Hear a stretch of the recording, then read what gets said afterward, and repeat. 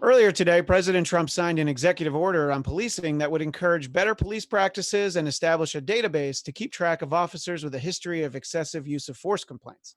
Unfortunately for the president, he mistakenly signed it because he thought it was an order that would guarantee McDonald's would offer the McRib all year long. Justin Trudeau announced that Canada will extend the U.S. border closure. At least I think that's what he said, while the wind gently ruffled his gorgeous locks. It was President Trump's birthday on Sunday, so everyone, raise a glass, a tiny glass of water you can't manage a single sip from without using two hands. Taylor Swift says villains don't deserve statues, though it's unclear if she is referring to Confederate generals or Kim Kardashian.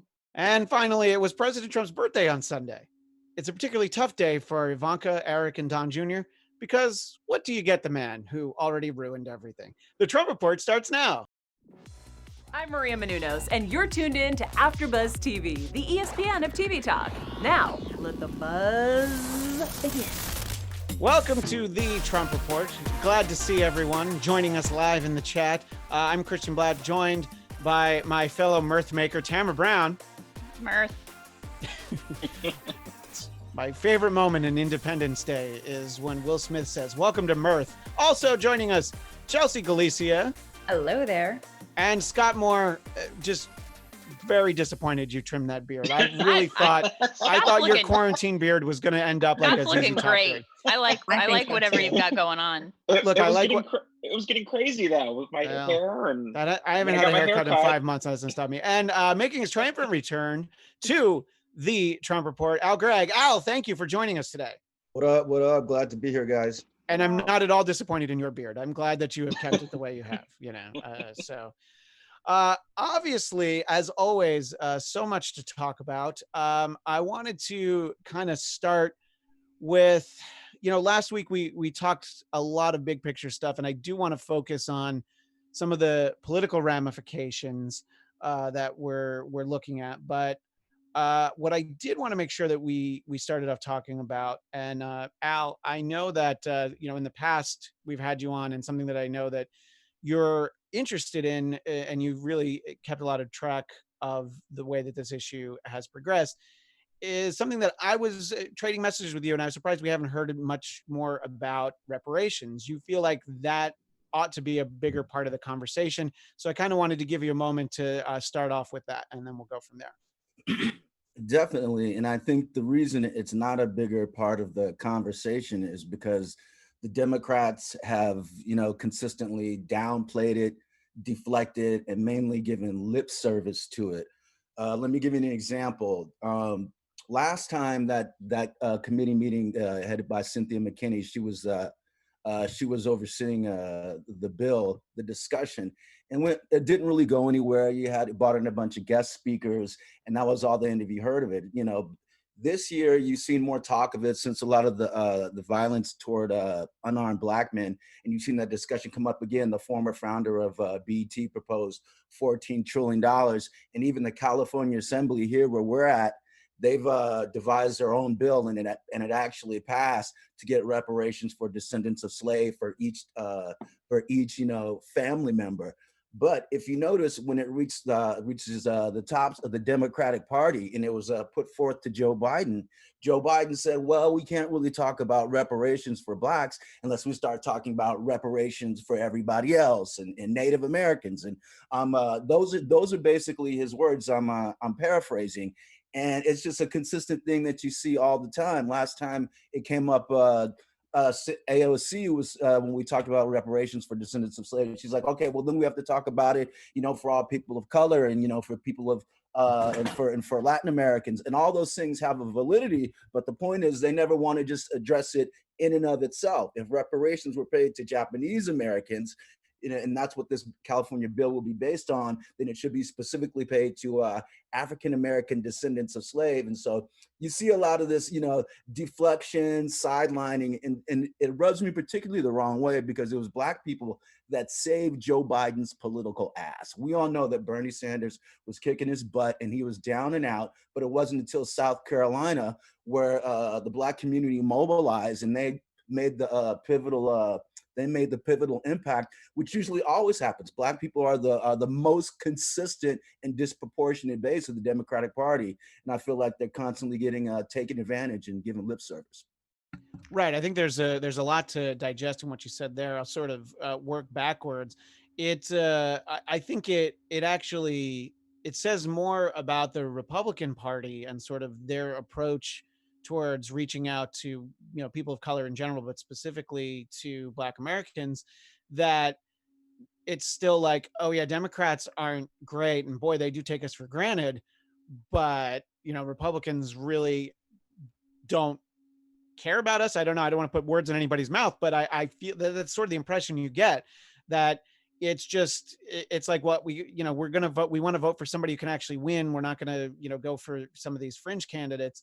And I do think that it's a consistent problem. You have plenty of people, commentators on the right, who point out that Democrats will take, specific voting blocks for granted, but their party doesn't do anything about it either. I mean, and certainly the last few weeks have shown that instead of taking a moment where, like, this could be some really good outreach for, look, not at the national level, let's be realistic, but you could certainly, on the state level and even in the House and Senate, but we're just not seeing that. I mean, it shouldn't be surprising, but what do you think about sort of both sides of that, Al? I think you've always nailed the dilemma. We always find ourselves every year between a rock and a hard place. And I actually might liken it to the what progressives might feel, true progressives or Bernie Sanders supporters might feel, when they're put forth with the option where Bernie, okay, what is he going to do? Is he going to get out the race? He's going to endorse Biden. Well, are they going to get anything for their support?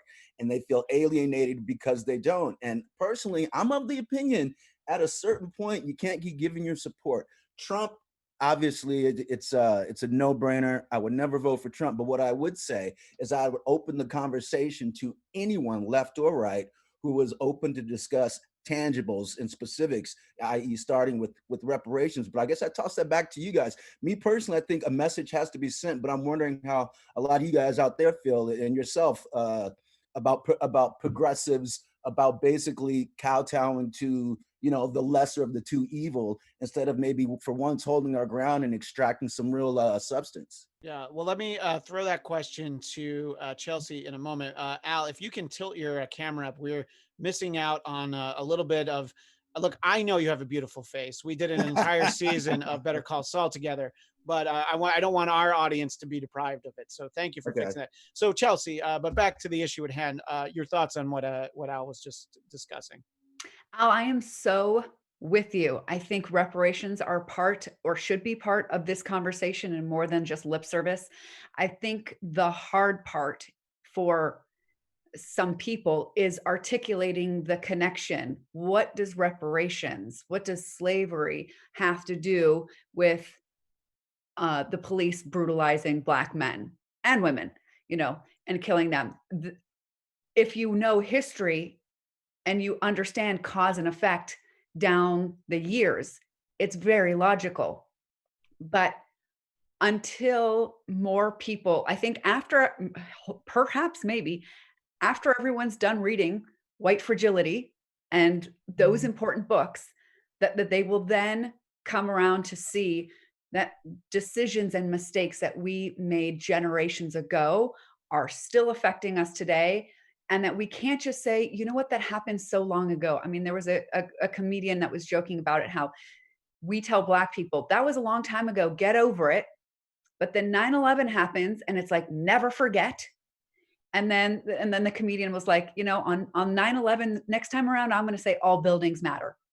Anyways, but the point of it is that we can't let the fact that something happened a long time ago mean that it doesn't affect us very much today. And that if we mean to correct our wrongs, that we have to go back and acknowledge them and atone for them and fix them in the present day.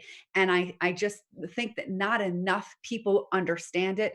I think the reason that it's lip service is because the force for it has not come from the ground up. And we need as many white people as have been out protesting, really understanding it in their hearts and their minds, the connection between reparations and making things better between law enforcement and Black Americans. I just think that that connection is missing for too many people, and it's not an easy one to make. And I don't know if there's a great, book or resource, that we can point people towards that explains it very well. But I think that's where we should start.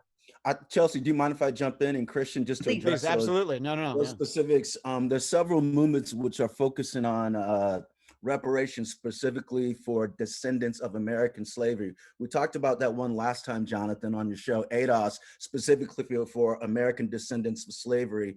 And that's a hashtag, but they have a website also for FBA, Foundational Black Americans, referring to Black descendants of slavery.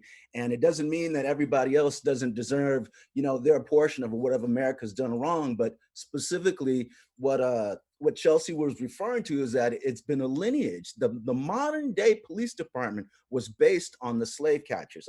I know a lot of people may not know this, but they were the Negro codes. After Reconstruction and the slaves were freed, there were actual Negro codes how to enforce and keeping Black people in line in their neighborhood, enforcing the same slave catcher mentality that continue on through Jim Crow all the way down in Los Angeles. I'm born and raised in LA. I remember the 1992 riots. We called it the uprising, where Daryl Gates, he specifically recruited officers from the South. So there's a clear line you can see from slavery to discrimination to how the Black population is policed. And I guess I just want to throw one thing out there as far as we were talking about grassroots. Okay, there's so many things that are political and problematic. Like we would think like Black Lives Matter would be the perfect way to address these, right? Grassroots. Well, a lot of people don't know there's a difference between the Black Lives Matter struggle and movement and that saying, which I think all of us can get behind and we see the validity in it, but versus Black Lives Matter LLC, which is not funded and ran by a Black company. It's largely funded by the Open Society Foundation, and you guys can do your research on that.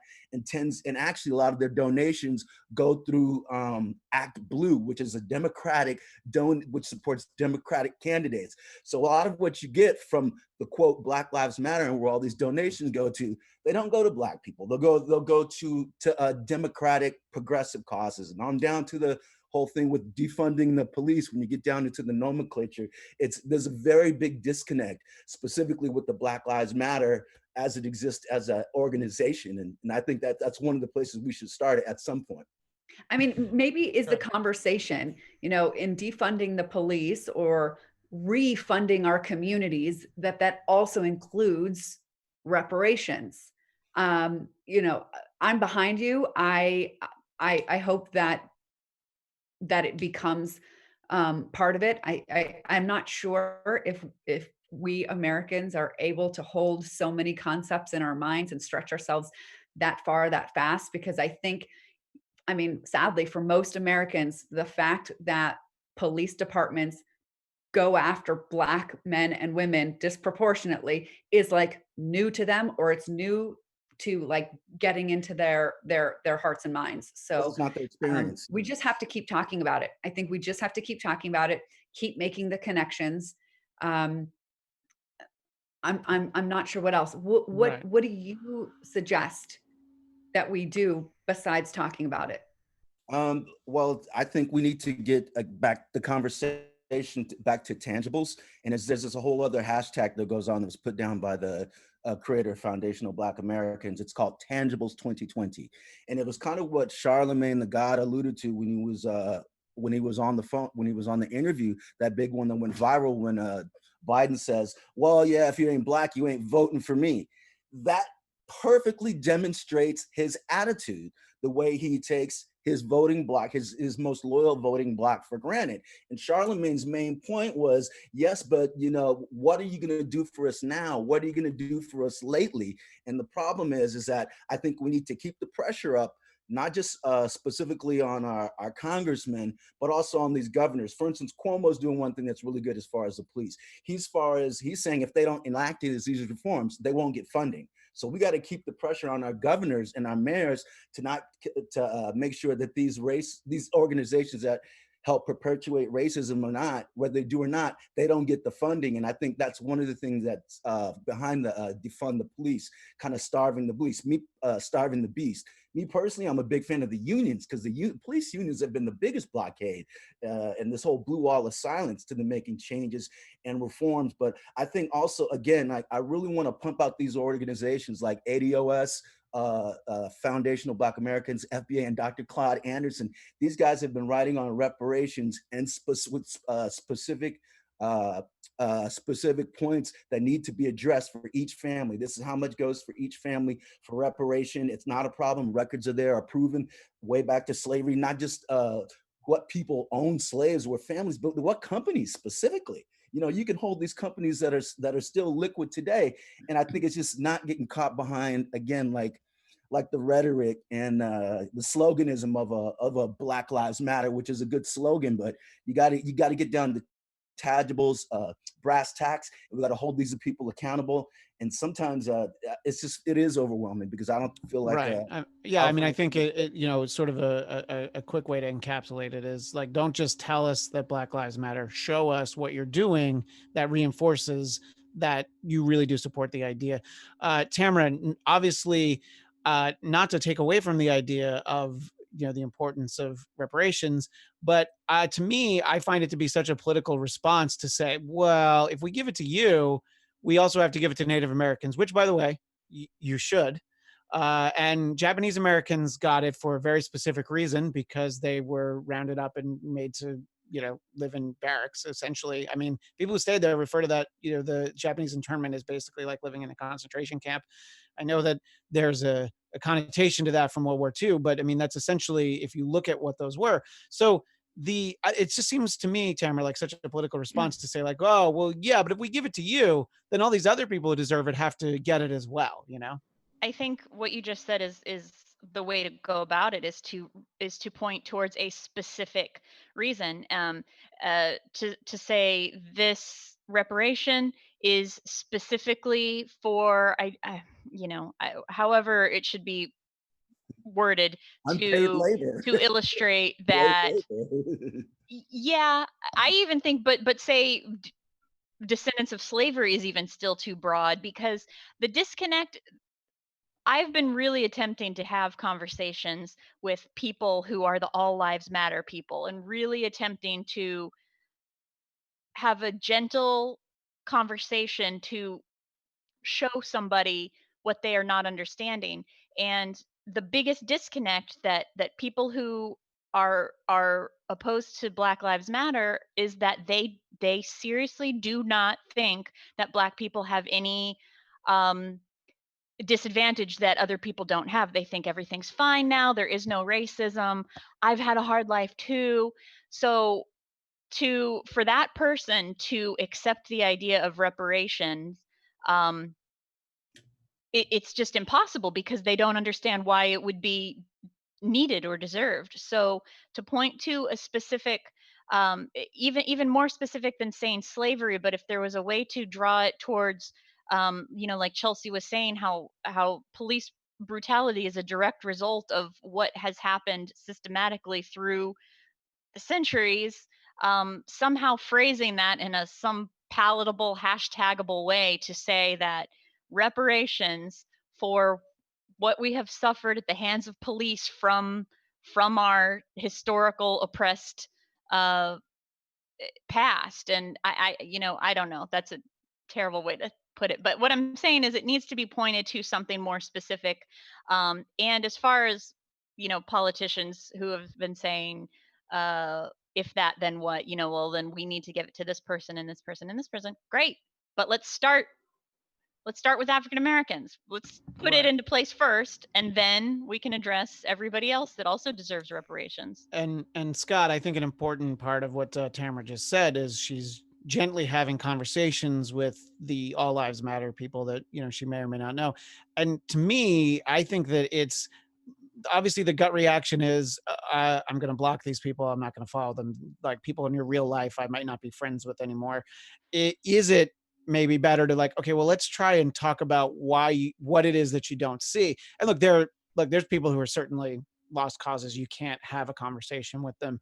But I do think it's worth at least trying to figure out, why do you see it this way? And why is it not wrong to you to put a little bit more importance on this? And I kind of wanted to talk to you to kind of look at it, Scott, from the political ramifications of this issue, sort of, basically the way that Republicans and Democrats are both handling it. And what have you seen that has been good from a political standpoint? People that have handled it well. And I don't even know if I need to ask you where we've seen responses that could use some work, but just looking at it politically, give us your thoughts on all of this. Well, the political side of it is difficult because it's a very fine line between, pandering and virtue signaling and actually really wanting and working towards the change.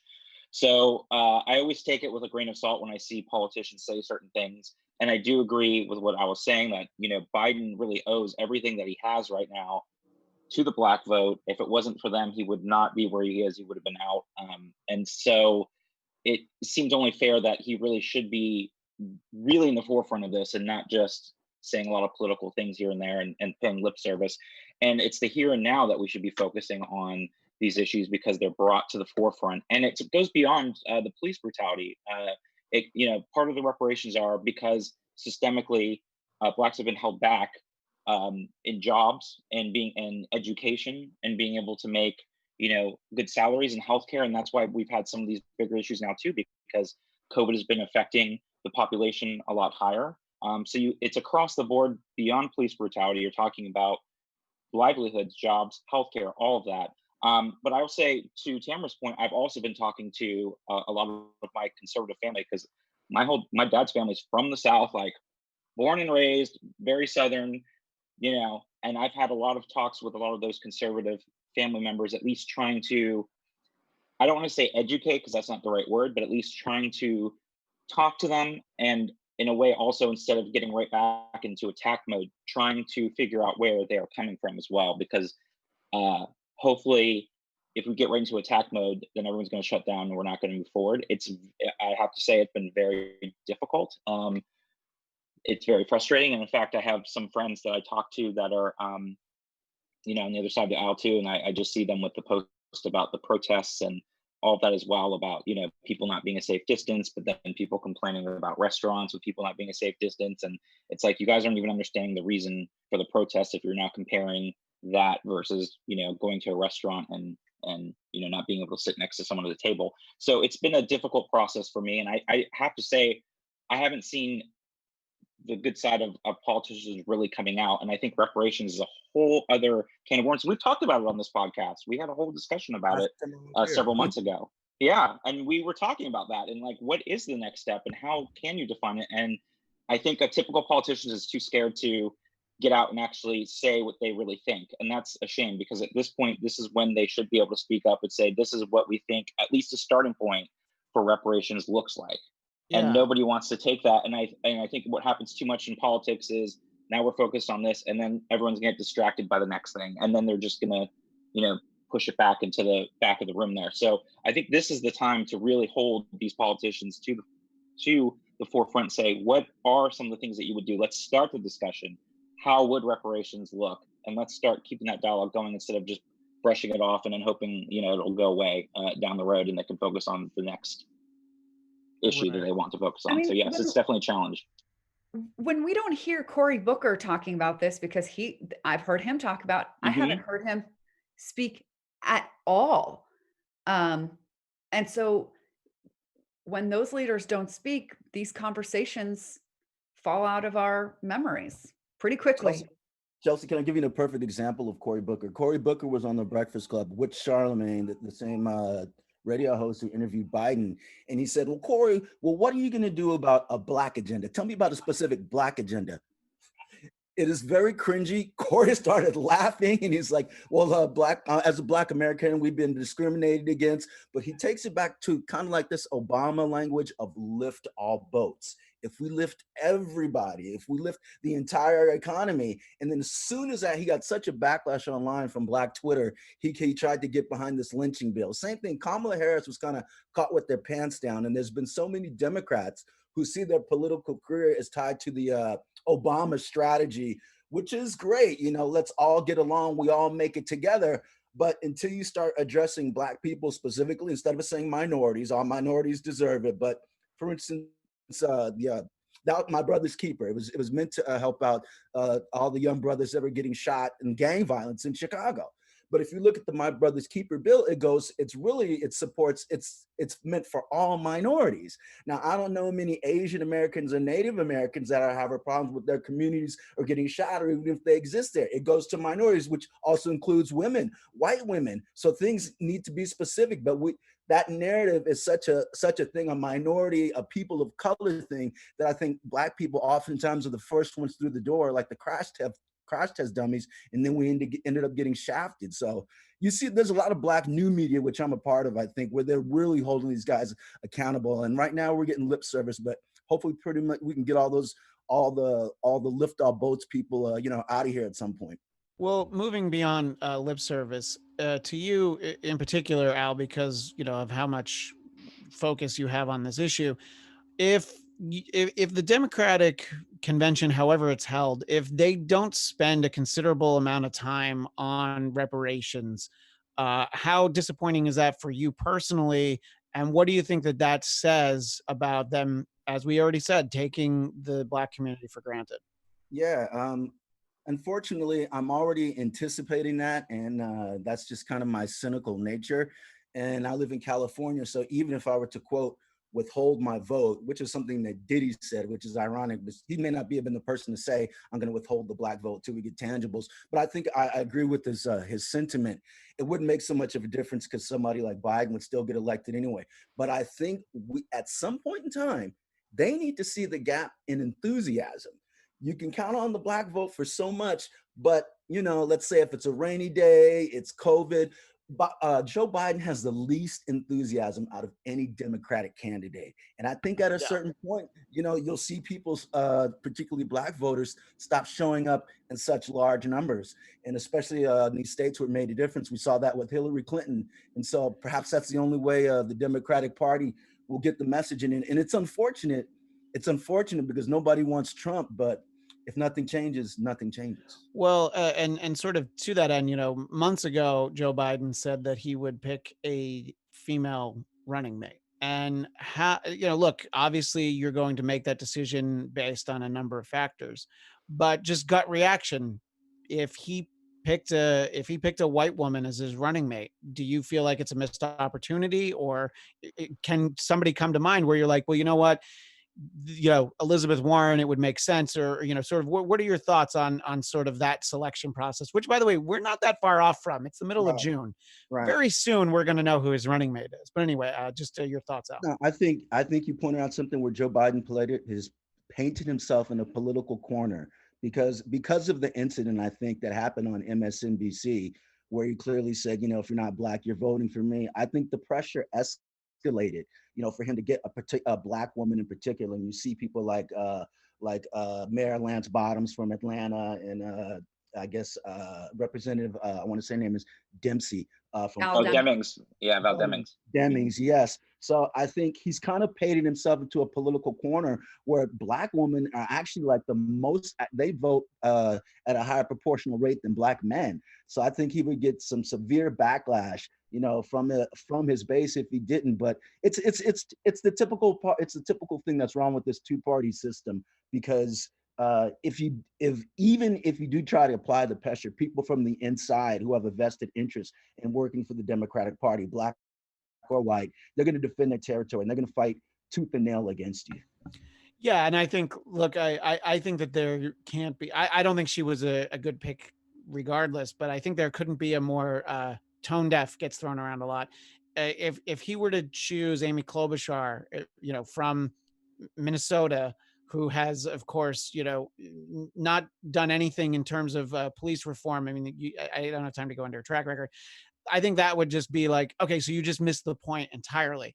Tamara, what do you think about in terms of Joe Biden making this selection and how challenging it is? Because I'm not saying that there wouldn't be, look, there's no shortage of non-women of color that would be a great vice president, not to mention a great running mate. But talk a little bit about that challenge as you see it. I bet $100 that it's going to be Kamala Harris. I mean, it's going to be I Well, we can Did I all hear decide. something? We can all Is that- decide where Tamara donates that $100. No, no, no, no, But no. I'm not saying that that's the. It's. I'm not saying that I want Kamala to be no, the I nominee. know I that's just not what you're think saying. that that's. By the It's. way, It I'm is not putting going. money forth, but I don't think it's, look, there are definitely people in his campaign who are like, well, she's a black woman and she didn't like you, so that shows something. So let's go ahead. Yeah, let's go ahead with her. Stacey Abrams, Bottoms. I just guarantee it is definitely going to be a black woman that he chooses as his running mate. I have no doubt. Because it would just be absurd if he didn't. Like Amy Klobuchar it would be a terrible. It just doesn't make any sense, even for Joe Biden. Scott, politically speaking, do you think that Biden really needs to pick, first of all, certainly a woman of color, but it should really be a black woman in particular? What do you think? What are the pros and cons of that? Just from a strategy standpoint. Well, I think that picking a woman of color was probably already at the top of the list to begin with. I think Kamala Harris has always been at the top of the list. And I have always said, and Val Demings has always been sort of my choice just because I'm from Orlando. And I think bringing in somebody with a police background is also kind of a unique choice, although she's not known as well nationally. But if you were to look just from a strategic standpoint, there is pros and cons with Kamala Harris. That she's coming from a safe Democratic spot. So a senator that would replace her would be a Democrat. But at the same time, there is baggage to say you're also from California. And I still think, for a lot of people that are moderate Democrats in southern states and other places, look at California as, crazy progressive liberal. And I think also her record is going to come up from her attorney general days. And that could potentially be an issue. So that's going to be a fine line. Although I still think she's like Tamara, I still think she's probably in the top one or two. Just no, I'm not saying me personally. I'm saying just in general as far as the vetting process goes, Chelsea. But I think that strategically these are going to be some of the challenges, because if they are going to be looking for a woman VP candidate, they're going to have to drill down a little deeper and really look at a lot of these other issues and really see how that's going to play out with everybody. That's what they're doing right now, and doing all the internal polls and seeing how you're going to get enough of the Democratic coalition out. And so strategically, they're going to be walking on a couple tightropes to figure out who is going to be that best woman candidate to bring out the most in the Democratic coalition. Right. Well, Chelsea, even our audience that only listens to the audio version of this, they could hear you shaking your head. I don't think anybody missed it. But so talk a little bit about why, to you specifically, Kamala Harris would be problematic, but also this idea of, you could make sort of I'm using air quotes, the rock star pick of somebody like Elizabeth Warren that a lot of people wish was still running for president. But talk a little bit about just your thoughts in general on this selection process. All right. Elizabeth Warren, not VP, Elizabeth Warren for Senate Majority Leader. I'm going to get it tattooed on my forehead. You'll be able to do that next week. Hopefully. You can go get that tattoo in California next week. That's right. So I expect to see it on our show. I do too. Kamala Harris, no, for the reasons that Scott said. My personal favorite had been Val Demings, and now I don't understand why, and I guess I kind of understand why. People think that her police background is a negative about her, that she is a cop and that she's maintained her, she chose the side of cops. And I guess there are some people who are like, you're either on the side of cops or you're on the side of Black Americans. You can't be both. And I think that's unfortunate. So I, that personally, I think that would be the best idea, especially Florida, a much better state than California to have somebody for VP come from. So that's who I'm personally hoping for at the moment. That's mine too, but we'll Right. see. But again, that's But Florida that's pride who there you're for you. hoping for. But No, but I think who do you this think is it's No, no, general. yeah. who do you think it's going to be Yeah. though? If That's it's what I said. Kamala Harris, poor choice. If it's Elizabeth Warren, I'm going to scream. Well, I think, Al, that there's obviously, you touched on it briefly, the alternative towards Joe Biden and whoever he picks is 4 more years of Donald Trump. And there's a lot of very blatant things that people are able to point to. But when you and I were trading messages the last couple of days, there are these dog whistles that are, look, despite what he says, when he sees a poll, Scott and I were talking about this on our email thread, when he sees a poll from Rasmussen, which is his favorite poll, that shows him trailing Biden by that degree. That wasn't the 14.1, but that one, what do you remember what that was? 11, It was 11. points, I Yeah. believe. Yeah. I didn't want to say 14 because I knew that was wrong. Yeah. So he sees that. So he's like, well, who are the people that are definitely like, there's the people that I want to be my base. And then there's the people that I have to pretend that I don't want to vote for me, but I need to vote for me. So he holds this, he schedules this rally in Tulsa, and that's problematic for 2 reasons. One, because it was scheduled on Juneteenth, which was June 19th, and also Tulsa, which I admit, we talked about this on the show. I had no idea about that. I don't even know what you call that race riot. All those white people that went into the rich neighborhood, The attack on Black Wall in Street. Tulsa, Black Wall Street, and it took the HBO show Watchmen, based on a comic book, for me to even know that happened. I had no idea about that, and so Tulsa, I don't think, is an accidental choice. Yes, you're going to pick a state where they're going to let you hold a large event with 20,000 people, apparently begrudgingly giving out masks and hand sanitizer to the people attending. But come on, I mean, that's like giving out free condoms at Coachella. Nobody's going to use them. And it shows how little regard he has for his supporters, right?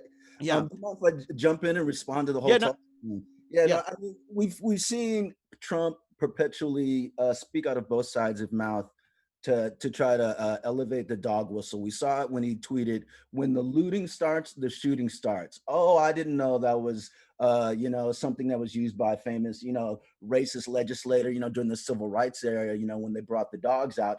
Then he actually included dogs in one of his tweets. And the same thing goes for this. We're talking about whether he's conscious of it or whether his staff is. Well, somebody is over there. Somebody knows it was Juneteenth over there. Somebody knows in Tulsa, Oklahoma, the most thriving Black community, which I think you would get like in what we saw in Black Wall Street, something that you would get in Reparations, something that's self-sufficient. And that was something that was attacked and burned down. Trump's people know that, whether he doesn't know it or whether he doesn't know it, somebody's educating him, they're tweeting him, and his base knows it. And they get the dog whistle and they hear it, so he can get there and speak out of both sides of his mouth, how I'm for justice and peace, but I'm for law and order in Tulsa. He's the master at that. He's dumb, but he's not stupid.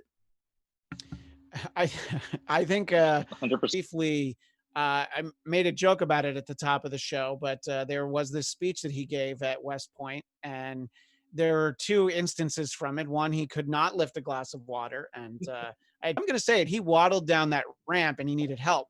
And so there are those concerns about his health. But of course, he made sure that we knew that it was a very slippery ramp, despite the fact, of course, that, it was dry that day. So there's that level of concern, but I don't know. I mean, I don't know how much that eats into. Why do you think, Scott? I want to start with you because it's a polling question that we referenced. This 11-point deficit, and it's almost 5 months till the election. It's a little bit less than 5 months to the election. So you can't even imagine what can change. Just think about 5 months ago when we were talking about the election in January, what we were talking about with the election. So obviously a lot can change, but if you had to, it can't just be all of a sudden everybody's like, oh yeah, Trump's not a good president. what do you think is specifically to blame? And again, it's Rasmussen. It's a friendly poll. You know, that's Mhm. a hometown discount, and he's down by 11 points in that. Yeah, I'll say I actually watched the Rasmussen poll during the Obama reelection because I wanted to see a Republican skewing poll to see how Obama was really doing. You know, we have this myth in American culture that a president has to be virile and strong, and this goes all the way back, you know, to Kennedy hiding all of his diseases and illnesses, to all the generals that later ran for presidency, and this is payback's a bitch too. I mean, Trump was calling out Hillary Clinton in 2016 about her health. So this always is a thing, and I think it's also gone to on the other side with Biden about his age, because we've gone from electing the oldest president ever in Donald Trump to now potentially electing an even older person ever as president. So health and you know, strength, and that's all part of the myth of a president. And then he plays right into it because he can't just let it go. So he has to, you know, post about it and then turn it into a story, because then I saw so many articles written about it because of the tweet. So it is something that a lot of people are going to be looking at. And like you said, the polls are really, if the election was held today, yeah, Donald Trump would be done in a landslide. However, we've got a long time to go, and who knows what the next issue is going to happen to change things. I think it's been a spiral of events between the economy, COVID handling, and now everything going on with Black Lives Matter that has just shown how incapable and inept he is with this happening all back to back to back at once. Whereas before, he was able to kind of flip the script a lot easier and be able to try to, you know, distract, and he hasn't been able to do that as much now because these issues are in the forefront and people can see it. People can see when they're not working. You know, you can tout how great the economy is reopening, but if you're not working and you can't pay your bills, that's something you can see. And like we said, this is the time where people start making decisions on how the economy is doing when they vote in the fall. If they're not feeling good now from where they were, that's going to start hardening their opinions and how they're going to vote. Christian, can I offer a quick defense of Trump's Very waddling? quick, because I have one more question for you before we run out of time. Yeah, listen, maybe he wasn't unwell. When I waddle down a ramp, it's because I'm wearing stilettos, and maybe he was too. You know, his lifts. that you know what? Look, you know what? If that's what the reason is, I think that's going to open him up to a whole new segment of the population. You know, what I wanted to touch on was the fact that, look, it hasn't been a good couple of days for President Trump. You know, his Supreme Court has failed him on two issues, which is the you know, upholding LGBTQ rights for employees, and also this challenge to California sanctuary laws. And keeping in mind, we really only have about a minute. Just overall, Chelsea, sort of the way that the court ruled on these two issues, specifically the breakdown. I mean, Neil Gorsuch voting in favor of this LGBTQ rights is certainly not what President Trump had in mind, or, you know, the people who told him to appoint Gorsuch. Yeah, absolutely. And not only the fact that he voted with the opinion, but that he wrote the majority is such a surprise. Oh, you've been sitting on that the whole show. Yeah. I love that. Well, thank you. Thank you. I think the court is going to be pretty busy. I think we'll have a lot more to talk about in the weeks ahead. Tamara, I want to give you a final thought before we wrap up. I just want to say that the whole ramp and the water glass thing, I hate things like that. I know, you know, this is a president that is probably the most hated president in history, more so than any other. This isn't just another Republican president. It's when we focus on the ramps and the water glasses and things like that, yes, it's therapeutic, but it's not doing Democrats any favors, because these things really don't matter. It's only making his base more defensive of him. I wish that we would be better at letting those type of things go, even though it makes us feel great to focus on what a complete lunatic he is. If Joe Biden's dentures falling out in the debate are funny, this is funny too. Right. I look from a rational standpoint. It would do us more benefit if we would focus on the larger, more important things, that he is fumbling, not walking down a ramp. And right. I know we need to. Well, that's why we have shows. That's why we have shows like Meet the Press. They can talk. Meet the Press can talk about it. Well, I was going to say the Lincoln Project was actually the one that really pushed it forward, which is that Republican splinter group. They're the ones that have been tweeting it and posting it and trolling him. So actually, it was because of them that he tweeted Right. about it, and then it became a bigger thing. Al, we are out of time. Thank you so much for joining us. We'll have you back very soon. But how can people keep in touch with you, after the show's over? Thanks for having me, guys. And Christian, you can find me on IG at ALG_Jamaica House. That's ALG_Jamaica House. Hit me up. And Chelsea, where can people find you? Chelsea Galicia. And Tamara. Hey, Tamara on Instagram. And Scott Moore, Fighting with Mitch McConnell. Where do they That's find right. that? You'll find me fighting with him and trolling Donald Trump. Twitter at SMAN80. That's SMAN80. And you'll find me on Twitter and Instagram at ChristianDMZ. And Thursday over on the Popcorn Talk at the same time, 11 a.m. Pacific, 2 p.m. Eastern, talking Marvel movie news, which will be back. And it's a slightly more lighthearted conversation than this. And if you enjoyed last week's guest, Tehran, you can find he and I and our co-hosts on the Agents of S.H.I.E.L.D. after show at 10 Eastern, 7 Pacific. Also here on AfterBuzz TV. That is all the time we have now. Thanks again to Ryan back in Mission Control. We will see everyone next Tuesday at 11 Pacific. Bye, everyone. Our founder, Kevin Undergaro, and me, Maria Menounos, would like to thank you for tuning in to AfterBuzz TV. Remember, we're not just the first, we're the biggest in the world, and we're the only destination for all your favorite TV shows. Whatever you crave, we've got it. So go to AfterBuzzTV.com and check out our lineup. Buzz you later. The views expressed herein are those of the hosts only and do not necessarily reflect the views of AfterBuzz TV or its owners or principals.